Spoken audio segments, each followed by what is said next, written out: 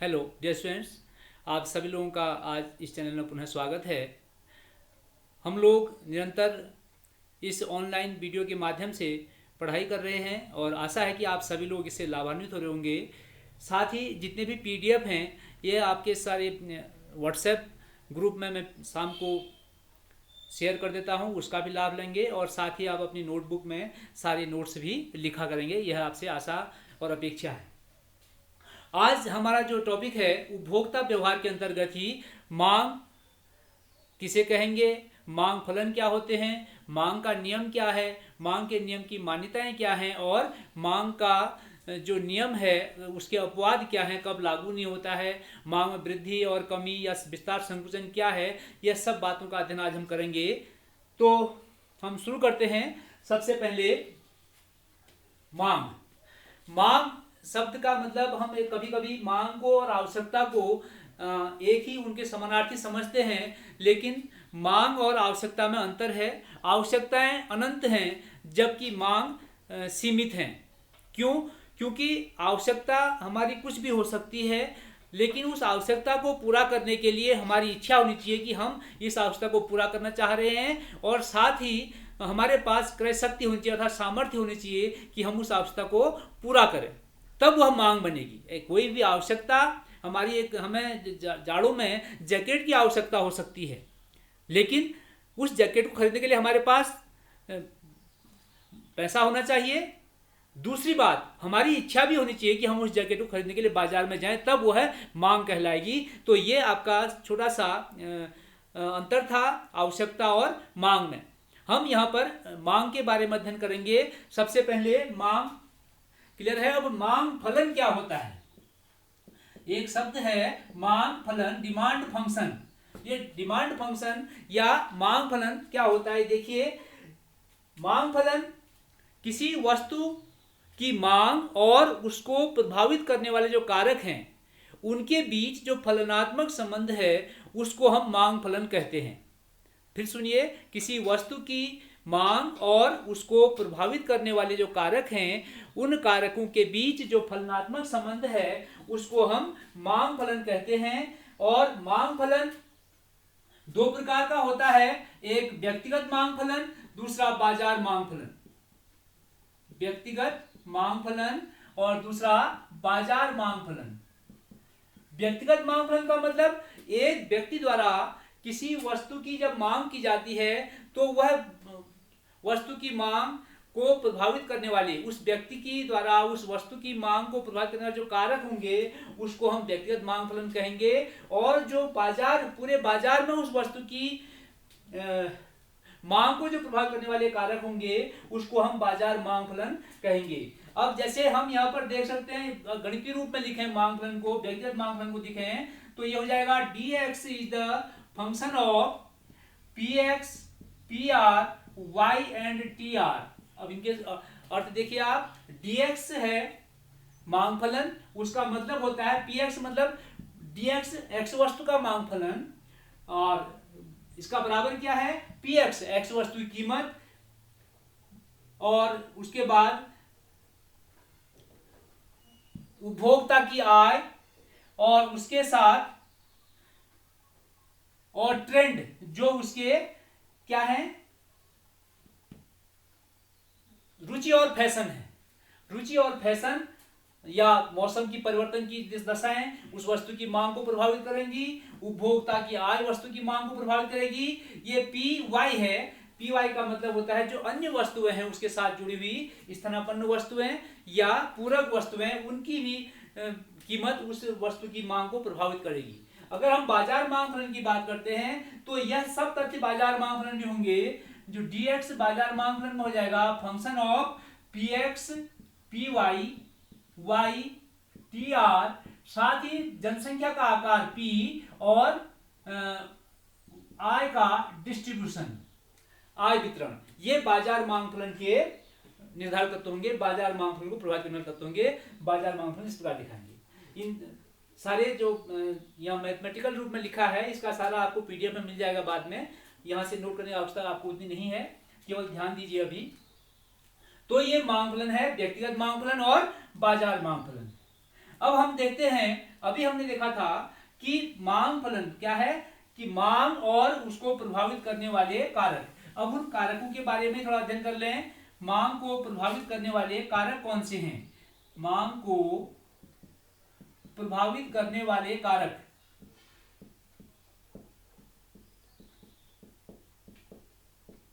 कारक या कहीं पर तत्व शब्द लिखा होगा, एलिमेंट्स, फैक्टर भी लिखा होगा कहीं इंग्लिश में चाहेंगे तो, ये मांग को प्रभावित करने वाले कारक हैं। कारक या तत्व कहीं शब्द लिखा होगा, कारक या तत्व, वो कौन से हैं? जैसे हमने देखा था अभी, सबसे पहले इसमें आएगा वस्तु की उपयोगिता। वस्तु की उपयोगिता, वस्तुएं जो अधिक उपयोगी होती हैं, क्योंकि जो उपयोगिता का सबसे पहले देखो, उपयोगिता मतलब क्या होता है? आवश्यकता की पूर्ति की क्षमता। जिस वस्तु की उपयोगिता अर्थात आवश्यकता पूर्ति की क्षमता जितनी अधिक होगी, उस वस्तु की मांग उतनी ही अधिक होगी। अर्थात एक दी गई समय अवधि में वस्तु की मांग का आकार इस बात पर निर्भर करता है कि उस वस्तु में मनुष्य की आवश्यकता पूर्ति करने की कितनी क्षमता या कितनी उसकी उपयोगिता है। दूसरा होता है आय स्तर। नंबर 2 है आय स्तर। किसका आय स्तर? उपभोक्ताओं का आय स्तर। अर्थात उपभोक्ताओं का आय स्तर भी वस्तु की मांग को प्रभावित करता है। अर्थात जब हम देखते हैं कि जिस वस्तु की उपभोक्ताओं की आय जितनी अधिक होगी, वह वस्तुओं की मांग उतनी ही अधिक करेंगे, आय कम होने पर कम मांग करेंगे। अगला है धन का वितरण। धन का वितरण अर्थात जो हमारे पास हमारे समाज में या अर्थव्यवस्था में आय का वितरण है, धन का वितरण है, यदि वह समान है तो वस्तुओं की मांग अधिक होगी। अगर वह असमान है, कुछ लोग बहुत अधिक आय वाले हैं, कुछ बहुत कम आय वाले हैं, तो कम आय वालों की आवश्यकताओं की पूर्ति करने के लिए भी क्षमता उनके पास नहीं होती है। इसलिए असमान आय वितरण होने पर वस्तु की मांग में कमी होगी, वो प्रभावित करता है। अगला है वस्तु की कीमत। वस्तु की कीमत, वस्तु की कीमत, किसी वस्तु की जब कीमत अधिक होती है तब हम उस वस्तु की मांग कम करते हैं, और कीमत बढ़ जाती है तो कीमत कम हो जाती है तो मांग को बढ़ा देते हैं। तो इस प्रकार से वस्तु की कीमत भी मांग को प्रभावित करती है। अगला है संबंधित वस्तुओं की कीमत। एक मैंने PY लिखा था, वह है संबंधित वस्तुओं की कीमतें। संबंधित वस्तुओं की कीमत। अब देखिए संबंधित वस्तुएं कौन सी हैं? संबंधित वस्तुएं दो प्रकार की होती हैं, स्थानापन्न और पूरक। ये दो चीजें इसमें आएंगी। अब संबंधित वस्तुएं कैसे? स्थानापन्न मतलब नाम से स्पष्ट है, ऐसी वस्तुएं जो एक दूसरे के स्थान पर प्रयुक्त हो सकती हैं, उनको हम स्थानापन्न वस्तु कहेंगे। अर्थात जैसे कोई, हम एक उदाहरण लेते हैं, चीनी और गुड़ का उदाहरण अगर हम लें तो चीनी और गुड़ के इसमें देखें, अगर चीनी का मूल्य बढ़ता है तो उपभोक्ता चीनी का उपभोग कम करके गुड़ का उपभोग बढ़ा देंगे। ये स्थानापन्न वस्तुएं हैं जो एक दूसरे के स्थान पर प्रयुक्त हो सकती हैं। ऐसी वस्तुएं जो एक दूसरे के स्थान पर प्रयुक्त हो सकती हैं उनको स्थानापन्न वस्तुएं कहते हैं। अब दूसरा पूरक वस्तुएं। पूरक वस्तुएं कौन सी वस्तु होंगी? पूरक वस्तुएं ऐसी वस्तुएं होती हैं जो एक दूसरे के बिना जिनका प्रयोग संभव नहीं है। अर्थात जैसे हम देखें,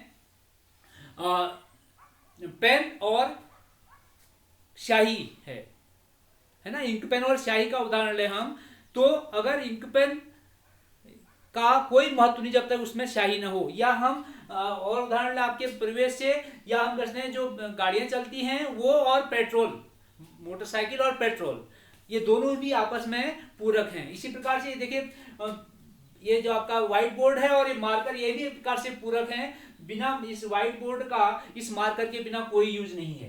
तो यहाँ पूरक और स्थानापन्न वस्तु में ध्यान देंगे। स्थानापन्न वस्तु में एक वस्तु की कीमत बढ़ने पर दूसरी वस्तु की मांग बढ़ती है, जबकि पूरक वस्तु में एक वस्तु की कीमत बढ़ने पर दूसरी वस्तु की मांग अपने आप कम हो जाती है, क्योंकि वो दोनों का साथ ही प्रयोग होता है। जैसे हम एक बार उदाहरण दे सकते हैं, एक व्यक्ति जूते पहन रहा है, दाएं पैर का जूता, उसका पूरक है बाएं पैर का जूता। एक पैर के जूते का कोई महत्व नहीं होता है सामान्यतः। इसी प्रकार से ये वस्तु की जो कीमत है वो आएगा। अगला इसमें आता है फैशन, रुचि और मौसम में परिवर्तन। फैशन, रुचि और मौसम में परिवर्तन यह भी मांग को प्रभावित करता है। कोई चीज फैशन से आउट हो जाएगा तो उसकी कीमत कम होने पर भी उसकी मांग बढ़ जाती है इस प्रकार से। या कोई मौसम में हम देखते हैं जाड़ों के समय में गर्म कपड़ों की अधिक मांग होती है, गर्मियों के समय में हल्के कपड़ों की अधिक मांग होती है। ये सब मांग को प्रभावित करने वाले कारक हैं। और एक और यहां पर है भविष्य में कीमत परिवर्तन की संभावना भी मांग को प्रभावित करती है। जैसे एक कभी अफवाह फैल जाए बाजार में कि भविष्य में नमक की कीमत बहुत बढ़ने वाली है, तो लोग उसकी कीमत सामान्य कीमत पर भी अधिक उपभोग उसका क्रय करके स्टोर कर लेंगे या कीमत बढ़ते हुए भी उसको अधिक खरीदेंगे। जैसे अभी लॉकडाउन के समय आपने देखा था कि जब लॉकडाउन शुरू में हुआ था तो लोगों को ऐसा लगा कि बहुत समय तक लॉकडाउन होगा, बहुत वस्तुओं की बाद में शॉर्टेज हो जाएगी, तो लोगों ने बहुत सारा सामान खरीदना इकट्ठा कर शुरू कर दिया। तो यह क्या था, यह एक प्रकार का भविष्य में कीमत परिवर्तन या भविष्य में वस्तु की शॉर्टेज होने की जो संभावना होती है, अफवाहें होती हैं, उससे भी मांग प्रभावित होती है। तो ये हैं मांग को प्रभावित करने वाले कारक। अब हम अगला बढ़ते हैं। अगला टॉपिक हमारा है मांग तालिका या मांग सारणी। मांग तालिका या सारणी जो होती है, अर्थात मांग तालिका या मांग सारणी क्या है? किसी वस्तु की कीमत विभिन्न कीमतों पर उस वस्तु की मांगी गई विभिन्न मात्राओं को जब हम सारणीबद्ध करते हैं तो उसको मांग तालिका कहेंगे। यह भी दो प्रकार से होगी, व्यक्तिगत मांग तालिका और बाजार मांग तालिका।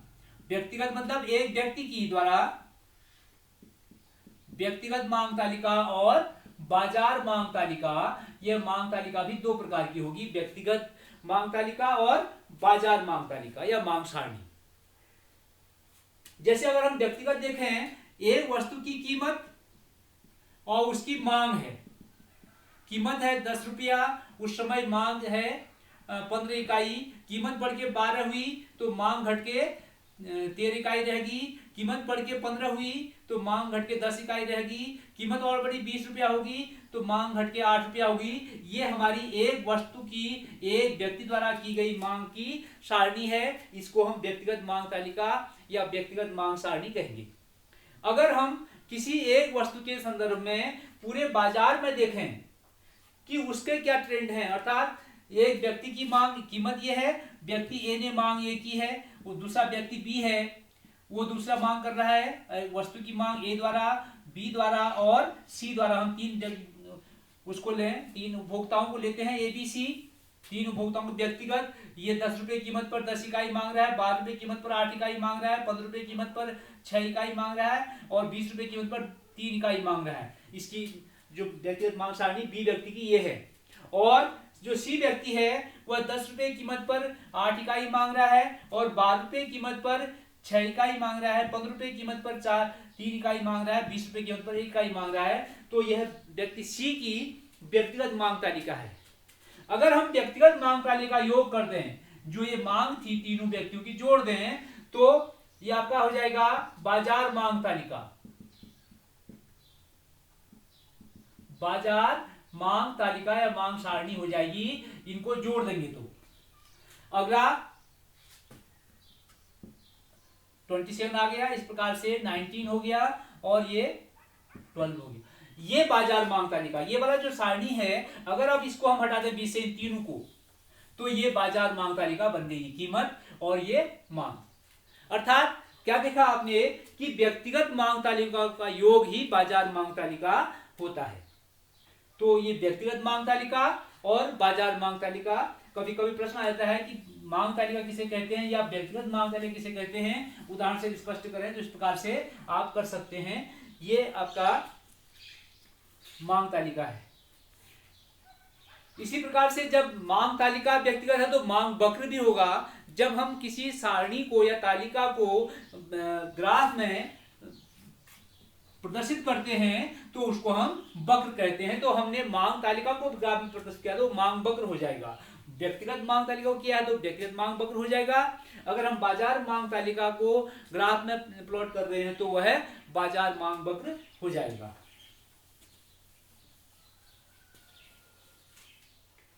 अब उसके बाद हम देखते हैं मांग का नियम। एक जो महत्वपूर्ण तथ्य यहां पर आता है आपका मांग का नियम, बहुत सामान्य सा नियम है।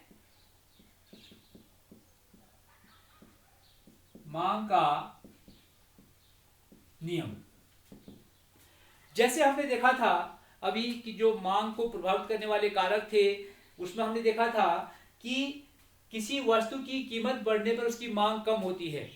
इसी को हम एक नियम के रूप में रख देते हैं कि जब अन्य बातें समान रहने पर किसी वस्तु की कीमत में वृद्धि होने पर उसकी मांग की गई मात्रा में कमी होती है और कीमत में कमी होने पर उसकी मांगी गई मात्रा में वृद्धि होती है। इसी को हम मांग का नियम कहते हैं। कीमत बढ़ेगी तो मांग कम होगी और कीमत कम होगी तो मांग बढ़ेगी, यही मांग का नियम है। अर्थात हम कह सकते हैं कि किसी वस्तु की कीमत और उसकी मांगी गई मात्रा में विपरीत संबंध होता है। यहां पर एक शब्द मैंने बोला था, ध्यान दिया होगा आपने, अन्य बातों के समान रहने पर। एक शब्द था अन्य बातों के समान रहने पर। अगर आप साथ साथ पीडीएफ देख रहे होंगे तो उसमें भी आपको लिखा होगा, ये अन्य बातों के समान रहने पर मैंने शुरू किया था जब कीमत वृद्धि और मांग कमी वाली बात कही थी। तो अन्य बातें क्या हैं?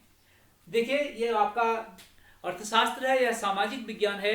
मनुष्य के जो मनोवैज्ञानिक जो व्यवहार का अध्ययन करता है, तो यह एक जो हमारे प्राकृतिक विज्ञान है उनकी तरह एक सटीक मान्यताएं नहीं होती। हम जैसे कहते हैं कि ऊपर जो चीज होगा वो, जैसे माना पेड़ से फल नीचे गिरेगा या हमने ऊपर डस्टर छोड़ा तो नीचे गिरेगा, यह सार्वभौमिक सत्य है, यह प्राकृतिक विज्ञान की बात है। अगर हम इस सामाजिक विज्ञान में बात करते हैं, क्योंकि मनुष्य के सामाजिक व्यवहार का, उनके मनोवैज्ञानिक व्यवहार का अध्ययन करते हैं, इसलिए यह इनकी कुछ मान्यताएं होती हैं। कुछ विशिष्ट बातों को मानने पर ही यह नियम लागू होते हैं, इसलिए उसको हम कहते हैं नियम की मान्यताएं। मांग के नियम की मान्यताएं हो जाएंगी, मांग के नियम की मान्यताएं। अब मान्यताएं क्या क्या हैं? अर्थात किन बातों के समान रहने पर, किन बातों के समान रहने पर यह नियम लागू होगा, उसको हम मांग के नियम की मान्यताएं कहेंगे।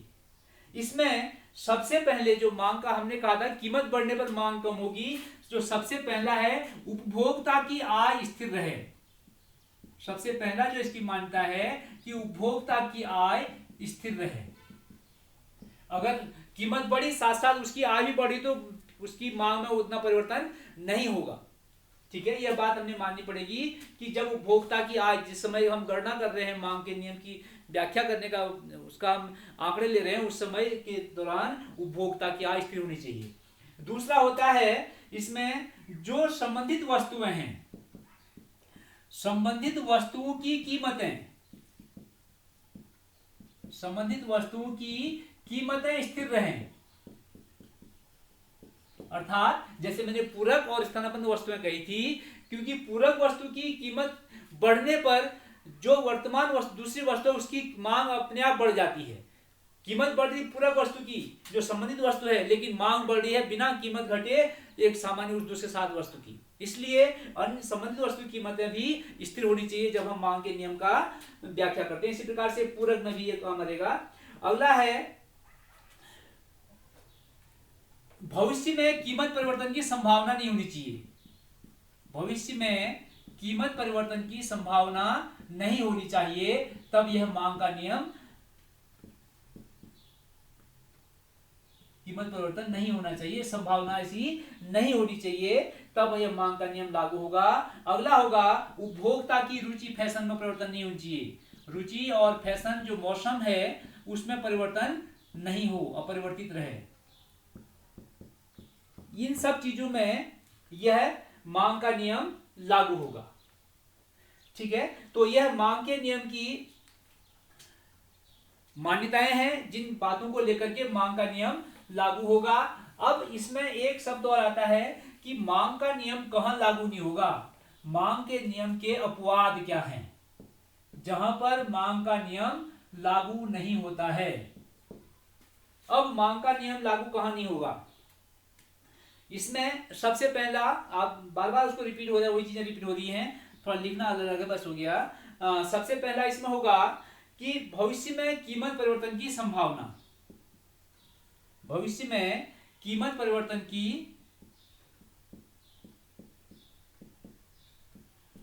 परिवर्तन की संभावना अगर होगी तो मांग का नियम लागू नहीं होगा। दूसरा इसमें होता है क्रेताओं की संख्या में परिवर्तन हो जाना।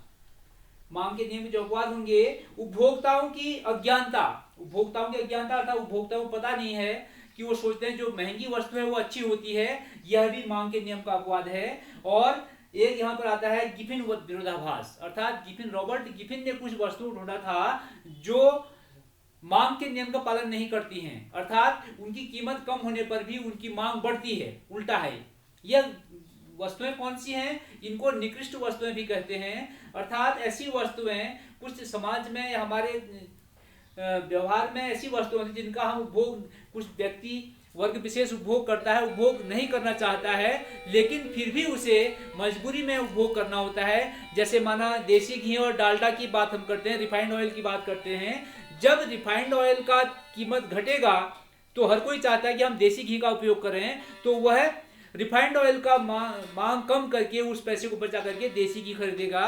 तो यह, इसको गिफिन विरोधाभास कहते हैं, और यह भी मांग के नियम में अपवाद है। अब मांग के नियम की एक बार हम व्याख्या करेंगे कि मांग के नियम को हम सारणी में किस प्रकार से दिखाएंगे।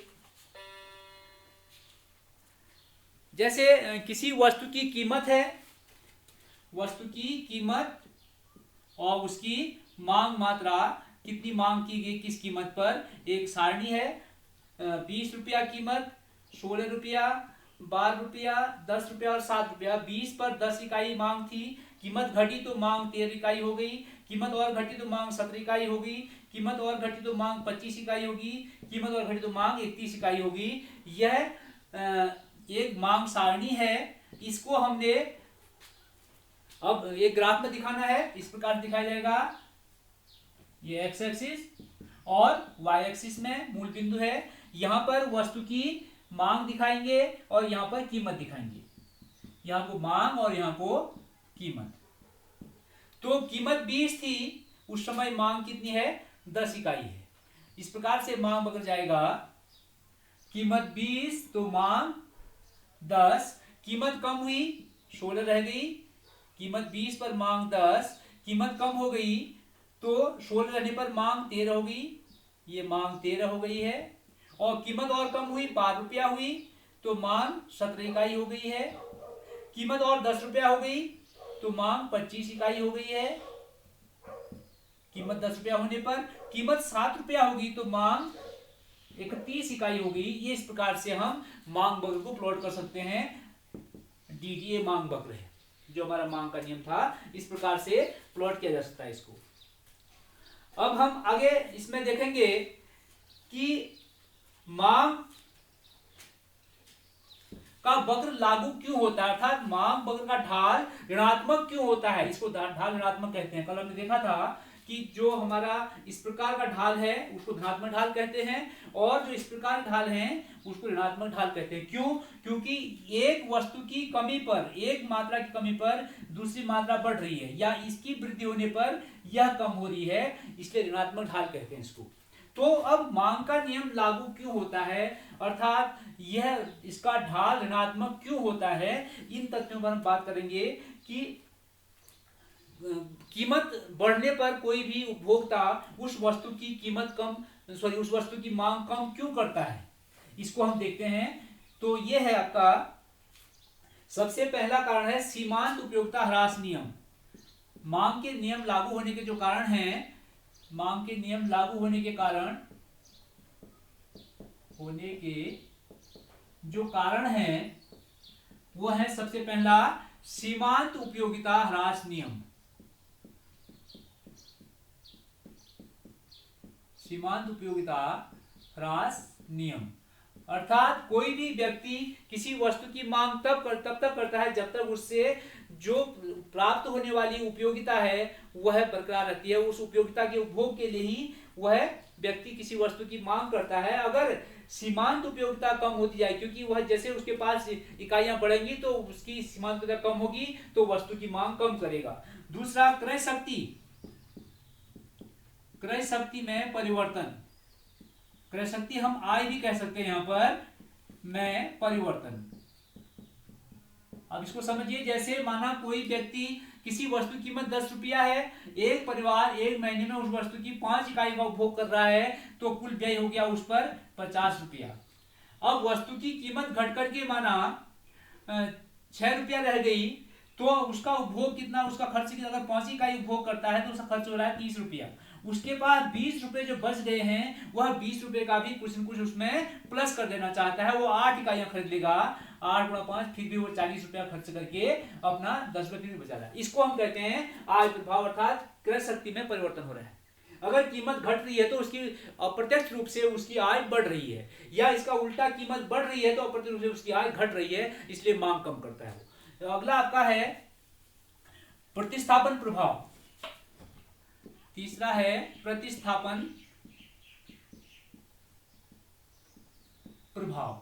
अब ये क्या है, आपको मैंने बताया था, प्रतिस्थापन या स्थानापन्न वस्तुएं, ऐसी वस्तुएं जो एक दूसरे के स्थान पर प्रयुक्त होती हैं उनको हम प्रतिस्थापन वस्तुएं कहते हैं या स्थानापन्न वस्तुएं कहते हैं। तो माना चीनी के मूल्य में वृद्धि हुई तो उपभोक्ता चीनी का मूल्य जो उपभोग कम कर देगा और गुड़ का उपभोग बढ़ा देगा, तो चीनी की जगह गुड़ का उपभोग करेगा, चीनी का कीमत मांग अपने आप कम हो जाएगी। तो ये प्रतिस्थापन प्रभाव हो गया। और अगला इसमें आता है क्रेताओं की संख्या में परिवर्तन। चौथा है जो उपभोक्ता है या क्रेता हैं उनकी संख्या में परिवर्तन।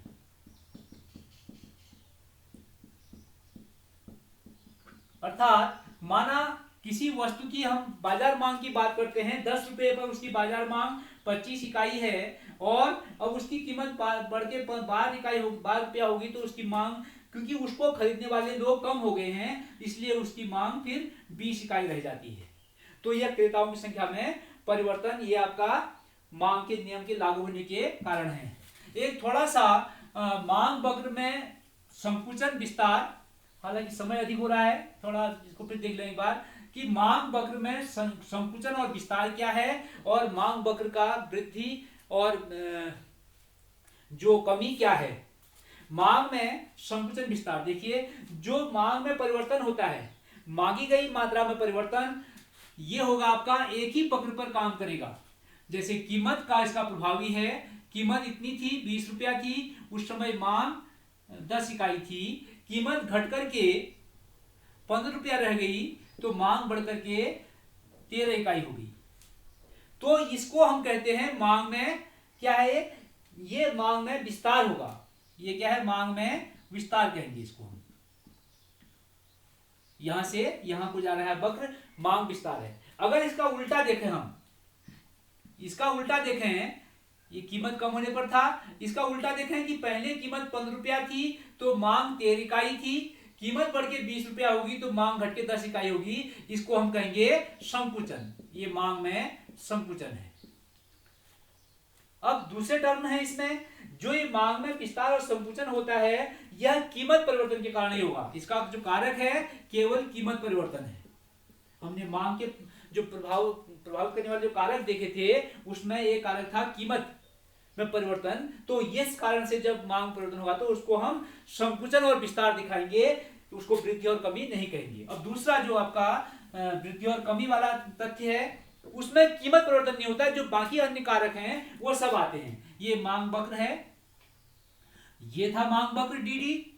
इस मांग वक्र में इस कीमत पर मांग अभी, ये कीमत 20 रुपया 25 रुपया है, मांग उसकी 15 इकाई है। ये प्रारंभिक स्थिति है।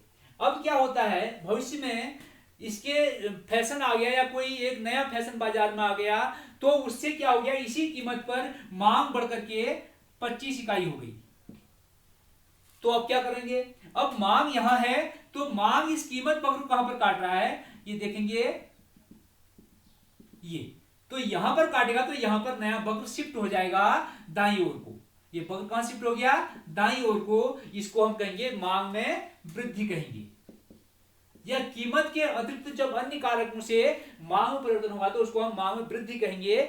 और इसका उल्टा, अब यह इसका उल्टा भी देख लें, अगर इसी प्रकार से देखें, देखिए कीमत वही है, कीमत वही है, मांग वक्र को यहां से यहां जाना पड़ा क्योंकि मांग बढ़ गई थी, इसको हम मांग में वृद्धि कहेंगे।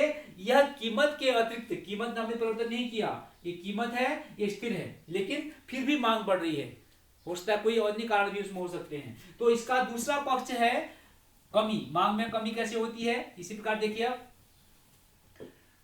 ये इस प्रकार से ये मांग वक्र है, ये कीमत पर, इस 25 रुपए कीमत पर, सॉरी, इस 25 रुपए कीमत पर अभी मांग है 30 इकाई, ये डीडी है हमारा, 25 रुपए कीमत पर मांग 30 इकाई है। फैशन चला गया, किसी वस्तु का मौसम चला गया तो मांग अपने आप कम हो जाएगी, 15 इकाई में आ गई तो मांग वक्र कहां जाएगा। अब तो मांग वक्र इसको यहां पर काट रहा है तो यहां पर मांग वक्र बनेगा, इसको हम कहेंगे मांग में कमी हो जाना। मांग वक्र बाईं ओर शिफ्ट हो जा रहा है इसमें, तो ये मांग में कमी हो जाएगी।